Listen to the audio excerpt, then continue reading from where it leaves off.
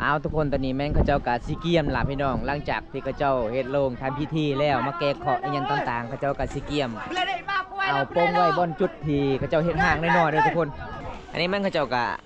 ใส่ซบอยู่ในเฮือนในศาลเลยทุกคนเลยหลังจากนั้นเขาเจ้าก็ต้องโป้งไว้บนห่างที่ชาวบ้านเฮ็ดพี่น้องประเพณีบ้านเฮาอันนี้แม่นกองเฮากะสิมาเกียมตีเด้พี่น้องเอ้ยสิมาเตรียมกี่แห่2 วัน 1 คืนพี่น้อง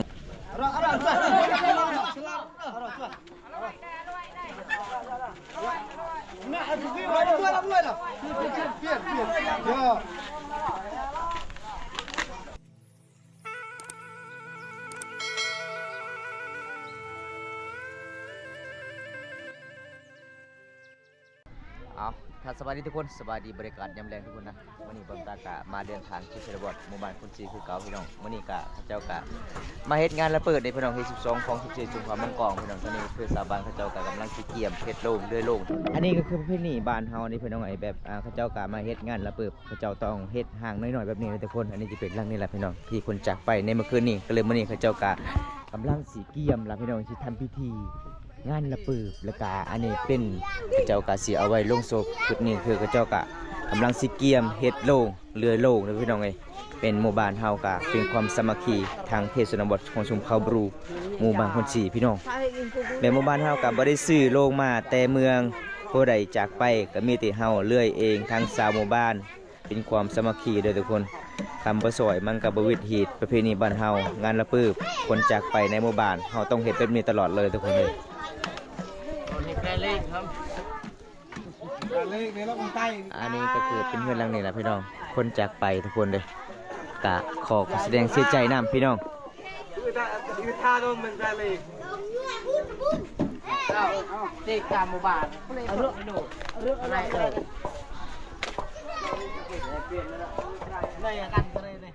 มื่อนี้ก็คือบรรยากาศกะ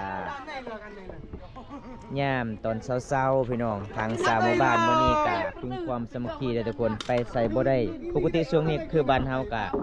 ทางให้เฮ็ดสวนเด้อทุกคนเลยเพราะว่าอันนี้คือบ่ตากะมาบ่ทันซ้ํพี่น้องตอนเขาเจ้าก็มาเกี่ยมเฮ็ดห้างแล้วว่าเฮ็ดตูบน้อยๆแบบเขาเจ้ากะสิ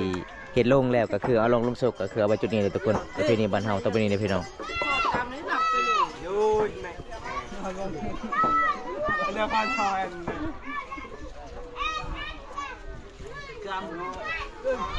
ตอนไกลกันจะโอบาร์เลยมั้งที่เราจะเป็นเราไปเต็มเราไปอย่ามาเยอะดีเลยความสมัครแบบนี้แหละทุกคนเลยซอยกันละเล็กละน้อยละพี่น้องเงินคำ2 แก้วเขามีแต่ให้งานเขาต้องซอยกันแบบนี้พี่น้อง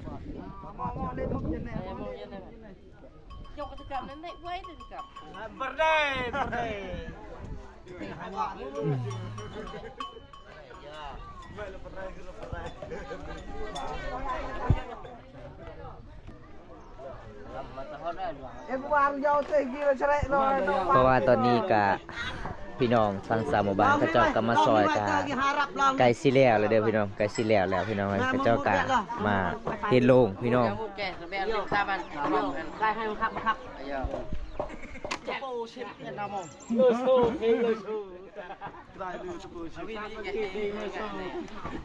ไรกันก็ยายโย่มาเจอ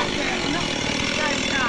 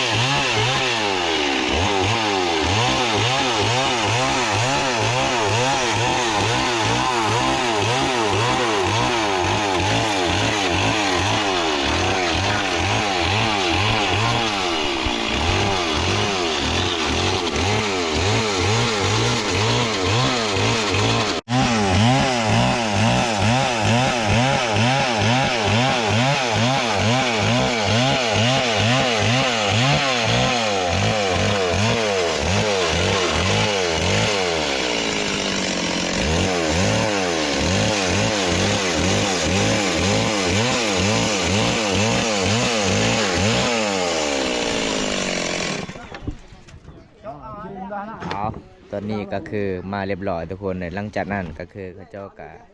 สีมาลีดโล่งบ้านเฮาลีดโล่งก็ใส่เตยางโบงเอายางโบงมาลีดทุกคน đây rồi đây rồi đây kia rồi đây là không đi này cái đạp tên đạp giờ đi giờ trương rồi ăn là giờ ở vậy tại đó còn lăn lấy lấy hàng khép kìa ô phê phê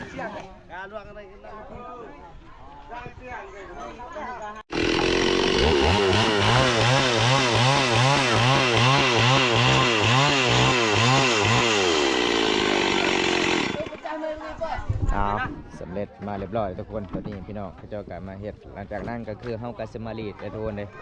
ชวนทางคุณสาวนมเขาเจ้ากำลังสิเฮ็ดกินอาหารเพราะว่า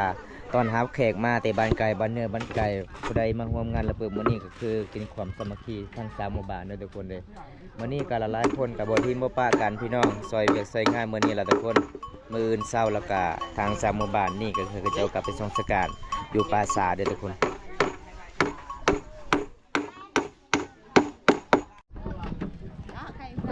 อันนี้แม่งขั้นตอนเฮากับซิลิโลนะทุกคนเลยก็เจ้ามาตำยังบงแล้วก็คือก็เจ้ากับมาเลดลงพี่น้องทำบ่เลดเฮาก็สิอยู่บ่ได้แล้วพี่น้องแบบเฮาก็สิมาแห่ตีกองตีของไปพร้อมแห่2 วัน1 คืนนะทุกคนเพราะว่าคนที่จักไปก็แต่เมื่อวานนี้เพราะว่าชาวบ้านก็เฮ็ดลงบ่ทันก็เลยเขาเจ้าก็มาเฮ็ดลงมื้อนี้พี่น้องเอ้ยแล้วก็มื้อนี้เขาเจ้าก็เอาลงศพเอาไว้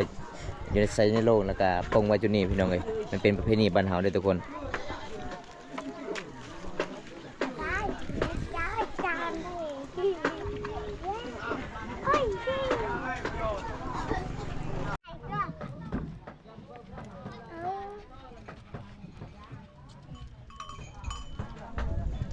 แล้วกันเนี่ยแล้วก็ชื่อขอลูก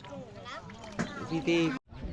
เอาทุกคนตอนนี้แม่งเขาเจ้ากะสิมาทำพิธีแก้เคราะห์ที่ละลายคนที่มาร่วมเหตุลงศพเมื่อนี้ก็คือเขาเจ้ากะการไปมากับบ่ให้เกิดเหตุพี่น้องให้คุ้มครองทุกคนอันนี้เขาเจ้ากะเอากับห้ำที่เฮาตั้มเข่าแล้วก็มาเลือดแล้วก็มาทาละลายคนที่มาเฮ็ดลงเมื่อนี้ทุกคนประเพณีบ้านเฮามาแก้เคราะห์แก้ที่เกิดเหตุมาให้เกิดเหตุต่อไปทุกคน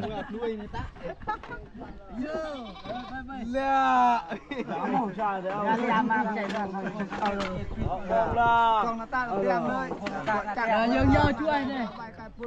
ยังดูบอกให้เนี่ยมาจ้างมันก็รุ่งก็เด้อเอาละรสชาติไปเลยเอาเรียบร้อยพี่น้องเลยเจ้ากลับมาแก้มาเรียบร้อยเลยทุกคน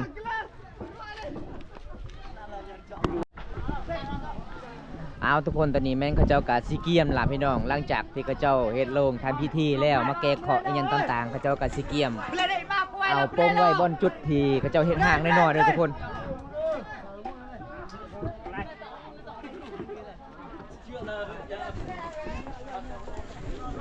อันนี้แม่งเขาเจ้ากะใส่ซบอยู่ในเฮือนในศาลเลยทุกคนเลยหลังจากนั้นก็เจ้าก็ต้องปงไว้บนห่างที่ชาวบ้านเฮ็ดพี่น้องอันนี้คือทางสามหมู่บ้านกับความสมัครหลังจากกินข้าวกินน้ำแล้วพี่น้องมื้อนี้คือเจ้าก็เอากินมีแบะตัวหนึ่งพี่น้องมื้อเช้าแล้วก็มีหมูตัวหนึ่งทุกคน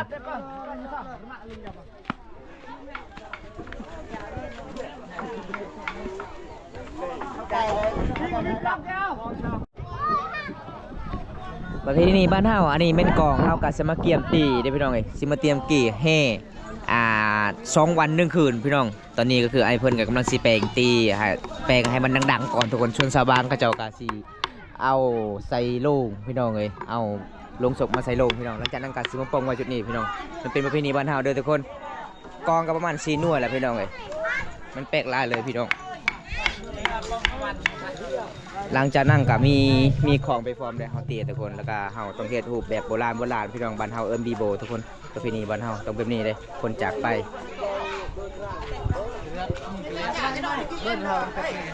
ตะสุก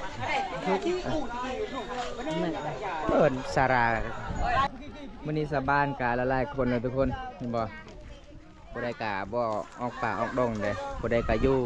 แบบนี้ล่ะพี่น้องเอ้ยเป็นความสามัคคีของชนบทบ้านเฮาหมู่บ้านที่อยู่ตามตีนภูเขาหมู่บ้านนี่กะสัญญาณโทรศัพท์กับบ่ค่อยมีปานใดเด้อทุกคนตอนนี้สนุมเขาเจ้าก็กำลังสิเอาไว้ศพ ใส่ที่โลกหลังจากนั้นก็เขาเจ้าก็ต้องป้องไว้จุดนี้ลงจุดนี้แล้วก็คือมีตระกูลหมอมาสวดพี่น้องมาสวดมาแก้เคราะห์แบบคนที่จากไปคือชวันชั้นผ่าด้วยไปได้ดีพี่น้องปีนี้บ้านเฮาเวลาค่ะคนที่เสียชีวิตต้องเฮ็ดหางแบบนี้ทุกคนเห็นบ่ต้องเฮ็ดหางแบบนี้ต้องมุงหลังคาใบไม้พี่น้องเอ้ยมันแปลกหลายเด้อพี่น้องตอนนี้ก็คือเขาเจ้าก็สิอาลงลาพี่น้องเอ้ย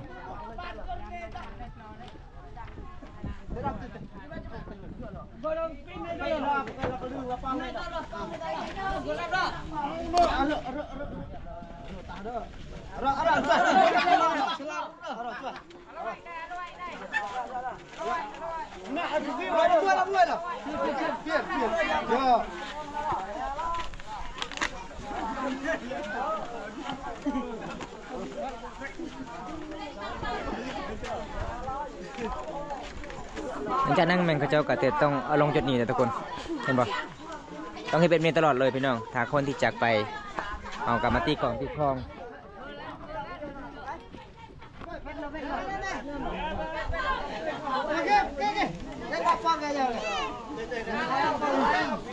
Lapok pek ni lah duit jauh jauh. Dia get lah. Akan ni. Dia kau tu. Aja get pek tak pun. Oh pek jauh dah. Pek lah. Ya. Yo, dah aja pi. Pi bok pi ngap ni. Siap. Okey. Aja kecil tu siap. Jual. Khăn lộn này.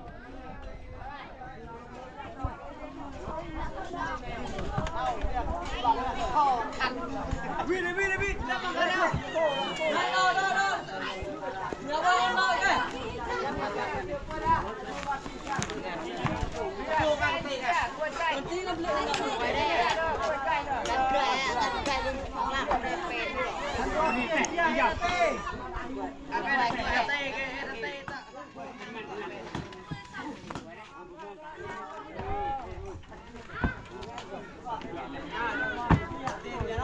Đây này, tay phục vụ.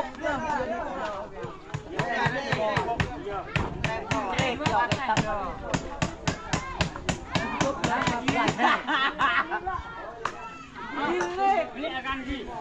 bong yang bong. Yang đâu anh đâu. Đâu rồi. Đâu.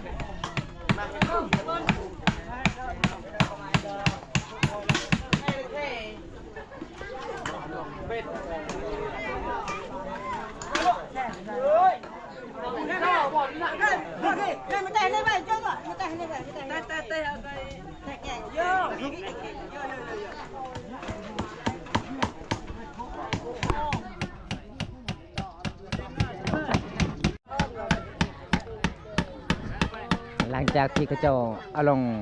ใส่ในโรงแล้วหรือว่าเขาเจ้าป้องไว้จุดนี้แบบเขาเจ้าก็ยังทำพิธีสิมาตีกลองให้ทุกคนเลย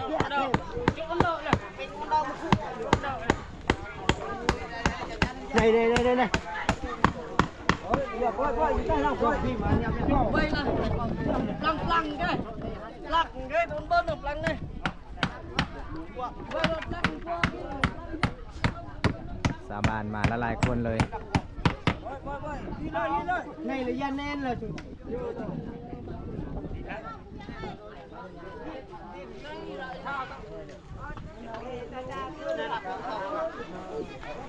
Allah beli gemuknya loh. Enggak cuy.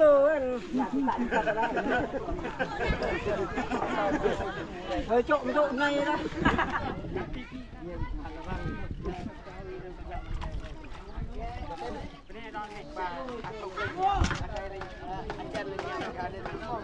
Không mi chu sao vừa chẳng phải.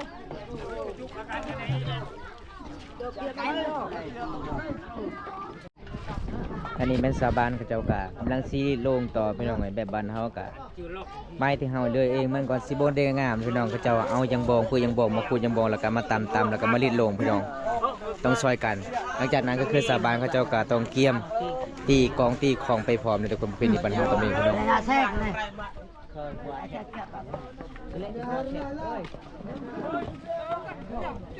Xe nọ rồi. ตอนนี้บางคนก็มาแปลงโลงพี่น้องเอ้ยซิมาตีได้พี่น้องนี่ก็คือมันจนเมื่อยทุกคนเฮาตีได้พี่น้องเอ้ยแล้วก็ตีมื้อนี้แล้วก็กลางคืนต้องตีจนชดเจงแล้วก็เช้ามื้ออื่นประมาณ 10 โมงกว่าๆแล้วเขาเจ้าก็ต้องไปทิมอยู่ป่าสาไปเป็นตามประเพณีบ้านเฮากองก็ประมาณ4หน่วยแล้วก็มีของอันหนึงพี่น้อง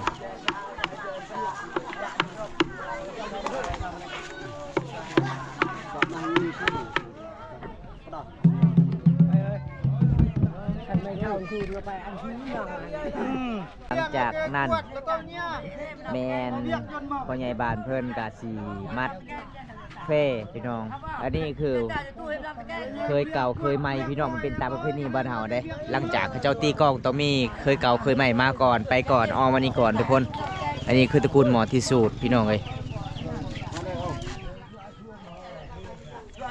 หลังจากนั้นก็คือลูกสายคนที่เสียชีวิตเพิ่นก็สิจำบอกว่าเมื่อนี้ก็มี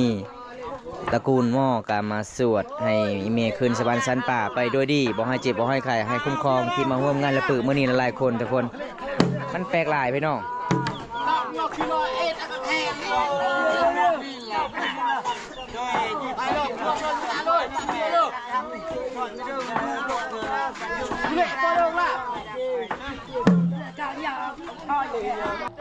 หลังจากนั้นแม่ก็เจ้าค่ะ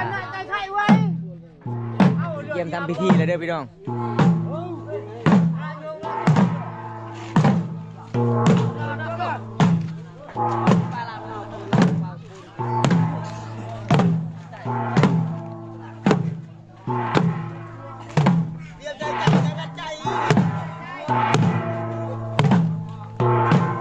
ต้องอ้อมให้ครบหอบก่อนเลยทุกคนเลยมันแปลกลายพี่น้องขั้นตอนเริ่มต้นสิมาตีกองเอาต้องอ้อมแบบนี้ก่อน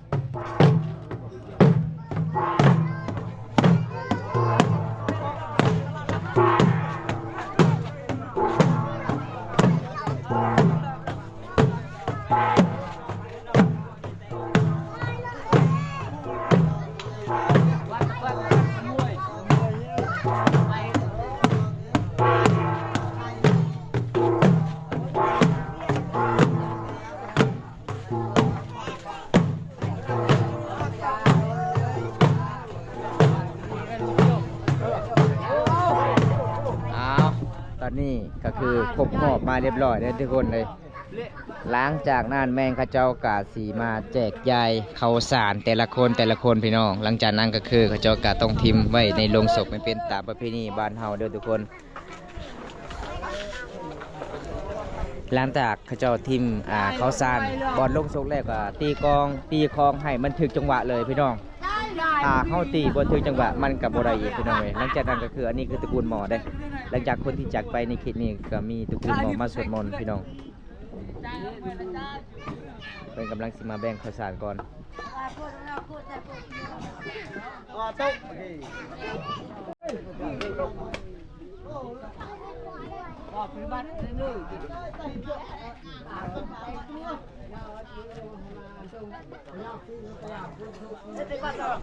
มากระเต็บแต่งงานอะไรจ้าโอ้ขับรถเยอะเนี่ย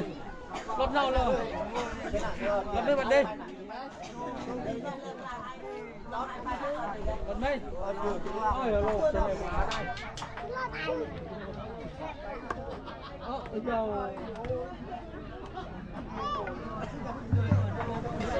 ไม่ได้มันปลาเลยว่าจังน้ำลายมันโตไปเลยน้ำหนักมันน้ำใจขับก็ได้ไม่รู้ว่าเจ๊ขับก็จังไม่โดนจู่เลยเดินได้ชอบเลยเอาไปจดเอาไปเที่ยว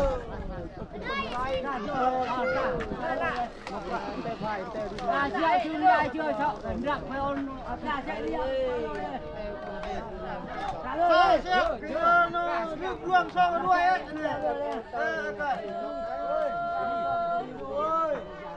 nước buông xong rồi đuôi ơi nước nhà này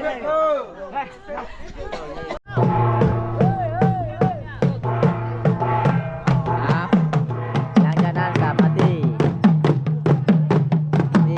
กองนะทุกคน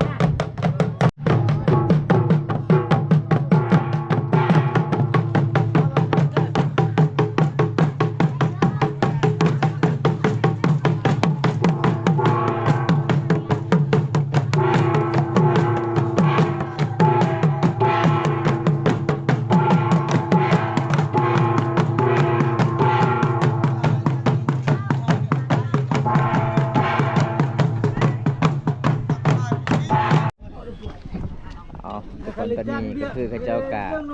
ตีขั้นตอนที่สองขั้นตอนที่หนึ่งหรือว่าหอบที่หนึ่งการสำเร็จแล้วพี่น้องเขาเจ้ากะพักผ่อนก่อนทุกคน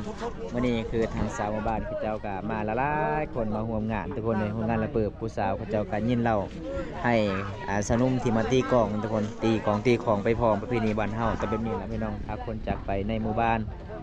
มื้ออื่นเช้ากะทางสาวหมู่บ้านกะเขาเจ้ากะไปทิมอยู่ปราสาทแบบบ้านเฮากับบริเข้าบริฟังเบิ่งพี่น้องเขาเจ้ากะมีแต่มาร่วมงานระเบิดละลายคนเลยทุกคน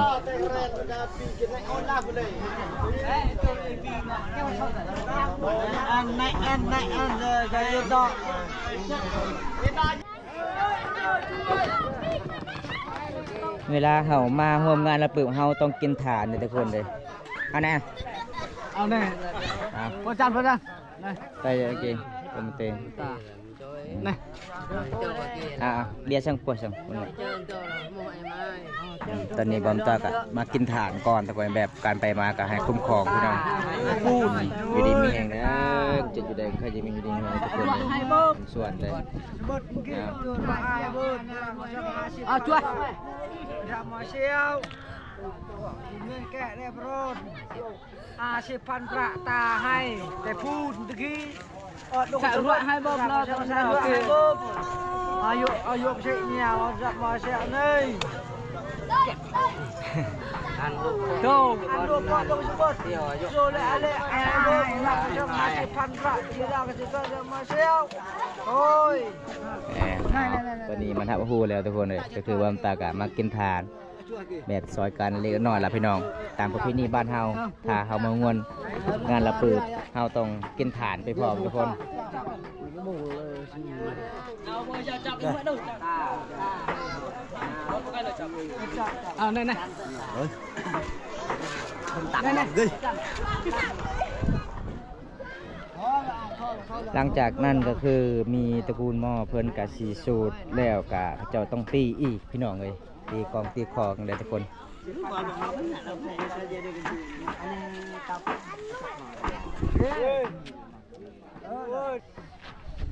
เอาทุกคนจะได้บอมตากะสิปิดคลิปไว้สุดนี้ก่อนพี่น้องเมื่อนี้กะเป็นมือครั้งเป็นมือวันแรกพี่น้องที่ข้าเจ้ากะมาร่วมงานเป็นงานระเบิดในคนเสียชีวิตที่กระดังพี่น้องแบบเฮามาร่วมงานระเบิดเฮาต้องกินทานแบบเฮาการเดินทางกับของปลอดภัยพี่น้องเอ้ยบ่ให้เจ็บบ่ให้ใจบ่ให้เจ็บบ่ให้ใครพี่น้องคนที่จากไปให้เพิ่นคุ้มครองทุกคนเลยพี่นี่บ้านเฮาต้องแบบนี้แหละพี่น้องต้องตีกองตีคองไปพร้อมแล้วก็ข้าเจ้าตีมื้อนี้แล้วก็กลางคืนก็ตีชงแจงมื้ออื่นแล้วก็ข้าเจ้าต้องไปส่งสการอยู่ปราสาทบ้านเฮาบ่ได้เผามีแต่พังอย่างเดียวบางคนถามว่าเป็นหยังเขตชนบทเวลาเฮ็ดงานระเบิดบ่มีพระมาสวดบ่มีทุกคนเลยบ้านเฮามีแต่ตระกูลหม้อแบบดังเดิมพี่น้องแบบสูตรแบบโบราณประเพณีแบบโบราณแบบเดิมทุกคนเลยของสุบทลาวหมู่บ้านคุณสีเมืองนองเพียงสนเขตบำตากะสีกลับบ้านแน่พี่น้องไงเมื่ออื่นบำตาบางทีมีเวลาว่างบำตากะสีอัปเดตให้ทีท่านผู้ชมแบบใดวิธีก็เจ้ากลับมาส่งสการตามเขตชนบทชุมพบรูบ้านเฮาก็คือแบบใดในพี่น้องบำตากะสิจัดให้ FC ได้รับชมคลิปทุกคนเลยเอาคลิปหน้าพบกันใหม่พี่น้องพวกเราคำว่าสบายดีทุกคนบ๊ายบาย